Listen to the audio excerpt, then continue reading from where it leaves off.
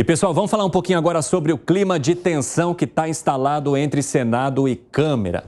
Câmara é o que eu estou olhando agora para conversar com você que nos ouve. Segue o fio aqui comigo.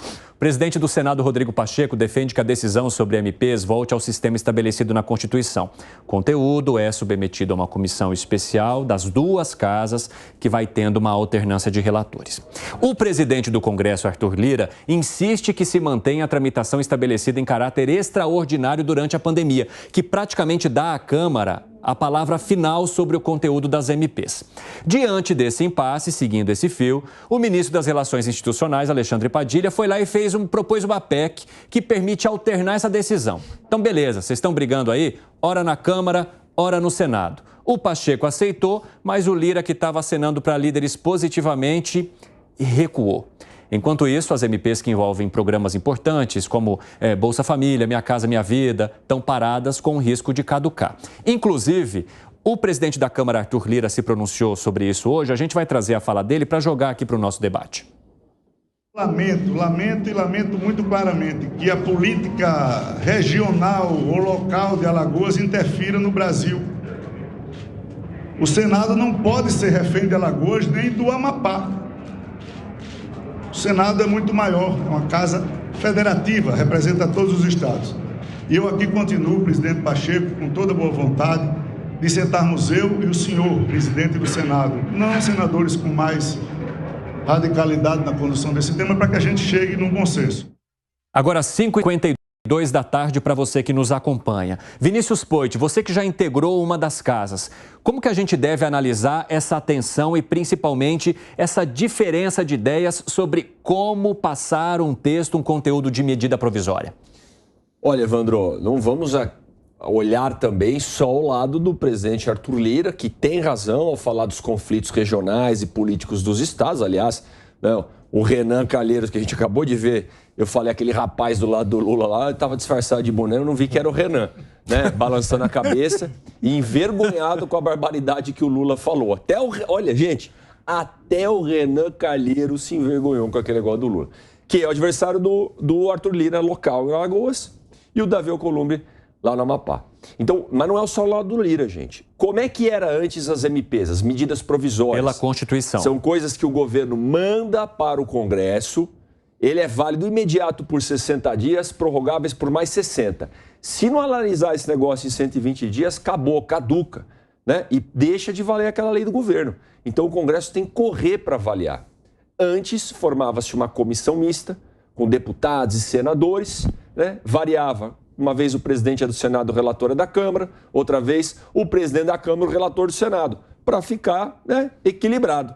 E discutia para decidir. É óbvio que esse trâmite anterior era muito mais demorado, né? Era muito mais burocrático. Na pandemia, teve uma mudança para ser mais rápido, porque a gente precisava aprovar os MPs do governo. Então não tinha comissão, ia direto para os plenários. A hora que vai direto para o plenário, gente, o presidente da casa ali fica com mais poder, né? Pode dizer, quer aprovar rápido, conversa comigo, não quer? Então o Lira também está defendendo essa centralização de poder na Câmara, porque ele sabe que na Câmara o governo ainda não tem maioria. Essa é a minha visão. Ele coloca o conflito no Senado, ele tem razão no conflito que ele fala. Mas na Câmara, meu amigo, o governo tem que sentar com o Lira, que é o chefe do Centrão, e ele não quer perder esse poder. E digo mais, esse papo que ele está pronto para conversar com o Rodrigo, eu vou contar uma coisa aqui, não sei se todos sabem. A casa do presidente da Câmara, oficial, aliás, a residência não é dele, né? É nossa, do povo. É vizinha do presidente do Senado. Dá para tomar um café. E uma vez que eu fui numa reunião lá de líderes, quando eu era do partido, o Rodrigo Maia mostrou na época, tem uma portinha. Sabe? É aquele vizinho que botaram a porta no muro. Conjugado. É conjugado, é quarto conjugado. Então, Arthur, atravessa a porta, bate lá. É casa geminada, que nem a gente fala no interior. Geminada, é isso. Chama o presidente do Senado, toma um chá à noite aí, conversa, ué. Pessoal, o presidente da Câmara, Arthur Lira, ainda disse que o governo federal já sinalizou para ele que pretende ou que gostaria que a atual situação fosse mantida, aquela que foi estabelecida na pandemia, em que não há a criação de uma comissão mista. Mas alguns parlamentares estão dizendo que também isso faz parte de uma estratégia de Lira para ter o controle para si da mesma forma que teve durante o governo de Jair Bolsonaro. mandando em tudo. Agora, 5h55 da tarde, o pessoal da rádio está de volta com a gente também. Quero saber de você, Alan Gani, como que você avalia, então, essas questões que são apontadas por Lira, mas também daqueles que criticam o presidente da Câmara? Você sabe que quando você falou a tensão, né, eu achei que era a tensão entre mim e o Piperno. Não, tô brincando. Só pra fazer uma piada aqui. Mas então, Evandro, na verdade, essa tensão entre as duas casas é uma disputa pelo... do rádio eu não acredito. Não, brincadeira. É pelo protagonismo, né, de quem vai ter esse protagonismo. E evidentemente aí que o Arthur Lira não é bobo e ele quer ter novamente o protagonismo. O que o Poit trouxe, eu acho que é bastante interessante, né? Que, por um lado, você acaba concentrando poder, mas, por outro lado, dá mais agilidade no processo, ou seja, é um trade-off. Agora, essa briga, de qualquer modo, quem perde é a sociedade brasileira, né? Por quê? Porque o governo vai ter mais dificuldade de passar projetos, né? Dado já que ele não tem a maioria no Congresso e aí os bons projetos acabam ficando aí no meio do caminho. Piperno, isso gera muita dificuldade para o governo? Claro que gera. E eu vou no que disse o Poit, porque ele esteve lá, sabe como funciona e esse trâmite todo ele foi mudado na pandemia para dar mais agilidade em um momento em que, naturalmente, as coisas teriam outras dificuldades. Outro dia, o Poit, eu acho que o Segre, me chamaram aqui de conservador, disso, daquilo, porque eu disse que para algumas coisas eu defendo o tradicionalismo. Foi seu vizinho aí, de casa geminada. Foi meu vizinho. Ora, se você tem um rito tradicional que funcionou por muito tempo, por que mudá-lo?